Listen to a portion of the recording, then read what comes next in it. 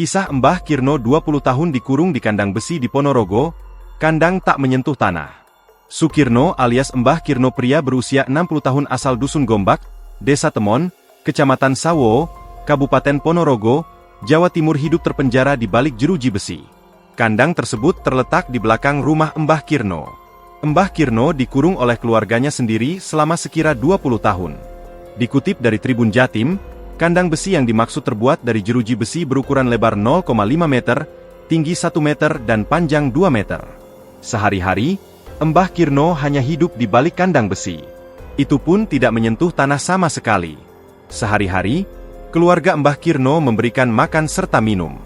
Sebelum dikurung, Mbah Kirno biasa makan besi, bambu hingga minum oli.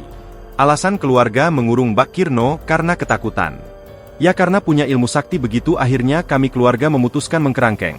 Ungkap adik kandung Mbah Kirno, Sarti, Rabu, 28 Januari 2026. Keluarga menganggap Mbah Kirno merupakan ODGJ, orang dalam gangguan jiwa. Saat muda, menurut Sarti, Mbah Kirno sering mencari ilmu. Dia kan, Mbah Kirno, umurnya masih belum cukup jadi ilmu Jawa yang masuk termasuk tingkat tinggi yang diminta.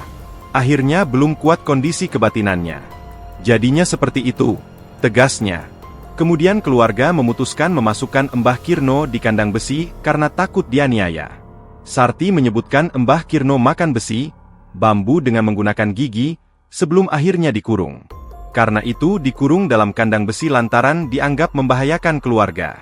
Sarti mengklaim walaupun dikurung, dia tetap memberikan makan 3 kali. Jika pagi, Sarti juga memberi kopi. Download Tribun X sekarang, menghadirkan lokal menjadi Indonesia.